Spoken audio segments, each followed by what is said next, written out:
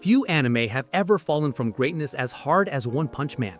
Season 1 was a masterpiece, flawless animation, perfect comedy, and some of the best action ever put to screen. But with Season 3, that same series felt lifeless.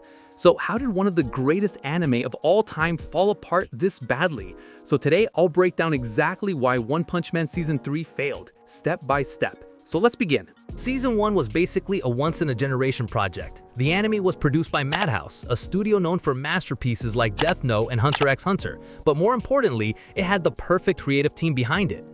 Producer Yuichirou Fukushi from Madhouse brought together a dream team. The director, Shingo Natsume, was a rising star who had just worked on Space Dandy with Shinichiro Watanabe, another legend in the industry. Now, here's what made this team so special. Natsume didn't just hire freelancers, he called in friends, top-tier animators who respected him and wanted to work on this project. Even big names like Yutaka Nakamura, one of the best action animators in Japan, joined in secretly, under a pseudonym. This team shared one goal, to make One Punch Man something truly incredible. They weren't doing it for money or fame, they did it because they loved it, and that passion showed in every single frame. The camera work, the timing, the motion, everything flowed beautifully. Every punch felt heavy, every monster looked terrifying, and every moment felt alive. Season 1 didn't just have good animation, it had soul, and that magic would prove impossible to recreate. After Season 1's success, the production committee, a group of companies like Bandai Namco that finances the anime, wanted a sequel immediately. They wanted to strike while the series was still hot. But there was a problem. Fukushi and Natsume, the creative minds behind Season 1, had already moved on to other projects like ACCA, 13 Territory Inspection Depart, and Boogie Pop and others. Madhouse also wasn't available for another massive production at the time. Instead of waiting for the original team to return, the committee made a critical mistake. They switched studios. They handed Season 2 over to JC Staff, a studio that was already overloaded with work, 15 different anime projects in 2019 alone.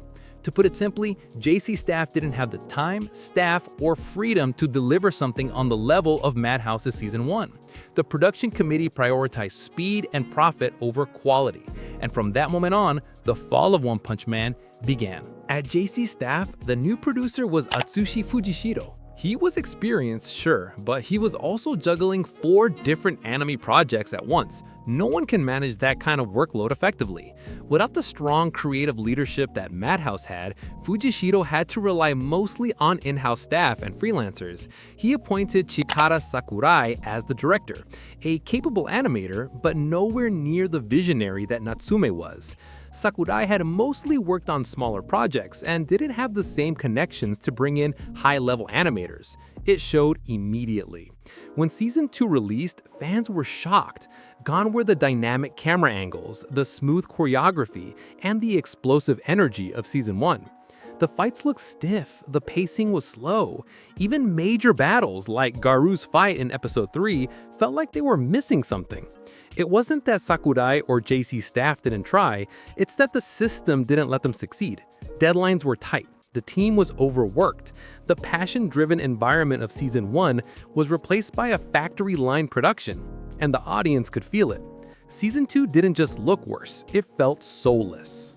When Sakurai eventually left the project, things didn't get better. Producer Fujishiro stayed in charge, still managing multiple shows at once. One Punch Man entered a weird kind of limbo. Fans kept waiting for news about Season 3, but nothing happened for years. And when Season 3 finally entered production, fans hoped it would be the redemption arc. But we all know it was nothing like that. The new director, Tomohiro Nagai, has experience, yes, but he lacks the kind of artistic vision and connections that made Season 1 a miracle. And once again, reports suggest the same problems: chaotic schedules, overworked animators, tight production timelines. It's like history repeating itself. To really understand why One Punch Man keeps failing, you have to understand how anime is made. Most animes are produced under what's called a production committee system. Basically, multiple companies, like publishers, music labels, and merch companies, all invest money into a project so they can share the profits and the risk. Sounds smart, right? Well, not really. Because the people who fund the anime often care more about release dates and marketing opportunities than about quality or artistic vision. They want to release things fast, to light up with toy releases, Blu-rays, or seasonal schedules. That's why studios get crushed under impossible deadlines. That's why animators get overworked. And that's why masterpieces like One Punch Man Season 1 are so rare. Because real creative freedom almost never survives in this system. In the end, One Punch Man didn't fail because the story got bad, it failed because the industry did. Season 1 was lightning in a bottle, made by passionate artists who cared deeply about what they were creating. Season 2 and 3? They were built on deadlines and corporate pressure. And that's the tragedy of it all. When art becomes business, the passion that made it special gets lost. So yeah, One Punch Man became a victim of its own success. A show that started as a parody of superhero tropes and ended up as a real-life example of creative burnout. But hey, if you still love Garou as much as I do, you'll want to check out my next video, where I break down Garou's powers and explain how his strength evolved throughout the series. Trust me, it's a wild ride. Thanks for watching, and I'll see you there.